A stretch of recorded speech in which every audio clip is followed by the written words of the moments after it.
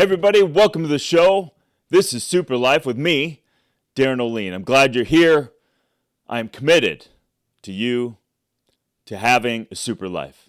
Today in this episode, we're going to dive into, does buying organic produce actually matter? And of course, it stems and expands into the world of farmers markets, potentially regenerative ag, permaculture, all of that stuff. But it's really between organic and those things as it relates to conventional. So we live in a world where the food we eat is supposed to nourish us, right? And don't get me started on ultra-processed food, but what is actually making us sick? Of course, we've over-farmed our soils, and the soils are nutrient deprived, but we've also used other things. We've chemicalized our agriculture. Pesticides leads to soil degradation, over-farming, nutrient depletion of those crops are all part of the modern food system. And these are contributing factors in the rise of cases of neurological disorders, metabolic disease, and also immune dysfunction. The research that I've gathered here today, and a lot more, is clear. Exposure to certain pesticides has been linked to cognitive decline, Parkinson's disease, and an increased risk of cancer. At the same time, we farm today is stripping our food of vital nutrients that are certainly our ancestors weren't foraging for these kind of foods. They didn't eat food that was laden with chemicals. So the question isn't just about avoiding chemicals. It's about finding food that is truly healthy, that fuels our life. We don't want to just exist. We want to thrive. And don't you want to have a super life? What would it take for you to choose having a super life? What would that look like for you? Wouldn't that look like having healthier food and having healthier food choices without chemicals?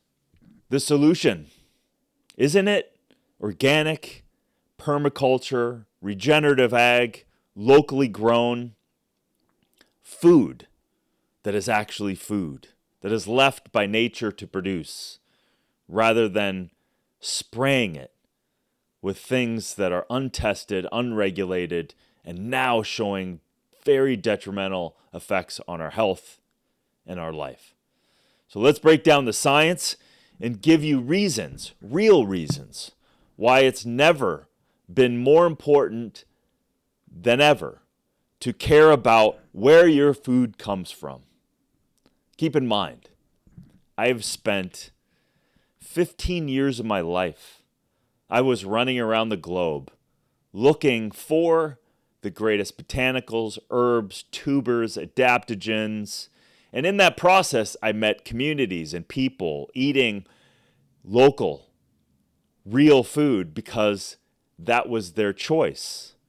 They weren't living in the modern, westernized world. We have a lot of conveniences over here, and we have a lot of things that they want from our culture, but really, we need to go back to move forward, especially around food. The hidden dangers of conventional farming. We now know that pesticide residue in conventional food is contributing to long-term health risks, including cognitive decline, neurodevelopmental disorders in children. According to a study in 2012, Organic Food Conclusions Don't Tell the Whole Story, quote, pesticide dietary risk is a function of many factors, including the number of residues, their levels, and pesticide toxicities have. Organophosphate pesticides, commonly used in industrial agriculture, have been directly linked to Parkinson's disease. This was a study in 2017. Human health implications of organic food and organic agriculture.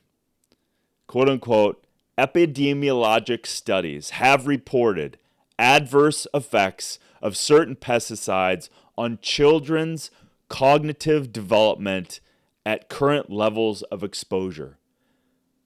This is alarming. Children, packaged food, unregulated, conventional food that they're consuming on a daily basis. 60 to now even 70% of the calories of children in the westernized world are unprocessed, unregulated, and coming from this agrochemical agricultural world that is filled full of problems and detrimental aspects of this exposure. Pregnant women consuming conventional produce showed higher levels of pre-thyroid insecticides in their bodies compared to eating organic. So yes, if you can afford organic, please do. 2019 study, a 24-week randomized trial of organic produce intervention found that 3-PBA, a biomarker of pre-thyroids, the concentrations were significantly higher in conventional produce consumers compared to organic consumers. This was that study in 2019. Also alarming, cancer connection. The International Agency of Research on Cancer has classified several pesticides used today in conventional farming, such as glyphosate, malathion, as likely carcinogens. Keep in mind, they're spraying it on your food. This was a study in 2018. Organic foods for cancer prevention. Are they worth the investment? They found that participants with the highest frequency of organic food consumption had a 25% lower risk of cancer compared to the people that were eating less and less of the organic and less exposure of the pesticides. We know this. This is all over in the studies. So not only do you have disease initiation in these pesticide exposures, but you now have this dilemma of nutrient density. If you are lacking nutrients, down the line, your body's resiliency will go down. So it's more than just pesticide-free, but pesticides themselves should be a huge contributor of helping you make a healthier choice. Organic fruits and vegetables contain higher levels of, certainly, have they shown the studies, vitamin C, essential minerals like magnesium and iron, which most people are extremely low in, and the powerful antioxidants have plummeted in the conventional non-organic fruits and vegetables. This comparative study on nutritional quality and detection of pesticide residues states, quote, organic food are better in taste, appearance, firmness, and nutrient content when compared to conventional foods. Organically grown produce has 20 to 40% higher levels of antioxidants.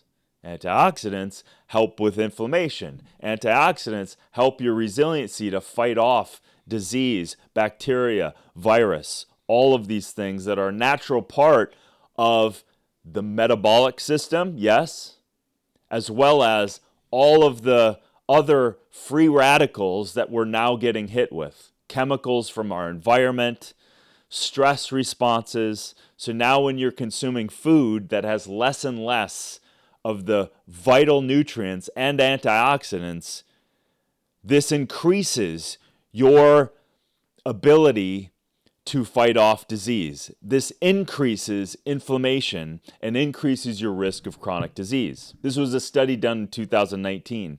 Differences in the composition between organic and conventional crops include a modestly higher content of phenolic compounds, which are antioxidants, in organic fruits and vegetables. I get it. Some people are saying, I can't afford it. I get it. When you reel it back a little bit, the effort that you make, instead of just flippantly saying you can't afford it, if you go to the sprouting company right now with organic, certified organic seeds, you can sprout your own hugely powerful antioxidant-rich food in sprouts in 5 to 7 days. You can have a full salad in 5 to 7 days just sprouting your own. So that takes maybe 25 to 50 cents to create a salad. So you must do everything you can to go organic whenever possible and make the effort. I do have faith in you. I do have faith that when you buy organic, regenerative food, that the food that you're getting, you may not get a box full of a volume of food, but you're getting a nutrient-valued food. Whole plant food is infinitely greater for you in nutrient value than a box of pesticide-laden fillers, colors, dyes, all of that stuff goes the opposite way for your health and your children. Go to the effort of supporting your local growers. Go to the farmers market, regenerative farms whenever possible. Look for farms and farmers using soil restorative practices that will make the soils healthier, drawing down CO2, sequestering the carbon, increasing the nutrient value of the soil, being able to uptake more nutrient value into the food.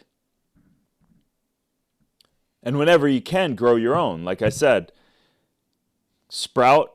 you can sprout it right on your countertop. You don't even need soil. If you have any soil in the area, in your home, plant something. Support yourself. If you have children, teach them how to grow food. Even a small backyard, a balcony, a windowsill, is pesticide-free and nutrient-rich. Buy seasonal whenever it's possible. It's cheaper because it's seasonal, it's local, it's fresher, it's often more ripe, richer in nutrients, and it's easier to get because it's closer to your home. And if you can't go 100%, make sure to wash. Baking soda and a splash of vinegar is a great way to wash vegetables that are conventional to get off a lot of the residue, the pesticide residue, such as the things that are exposed, that don't have their own shell over them or covering, like strawberries, spinach, apples, these kind of things you can wash. Our food choices today impact our health. They impact us not only today, but they impact us for decades to come. So don't just be, the kids can handle everything. That's building up either for them or against them based on your food choices. And yours alone is going to help you be a better, stronger, fitter, more resilient person. Science does show that organic, regenerative, local grown food isn't just trendy. It's necessary. From reducing pesticides that are linked to cancers, neurodegenerative disorders, and hurting the environment itself, you can choose organic, regenerative food that has boosting nutrients.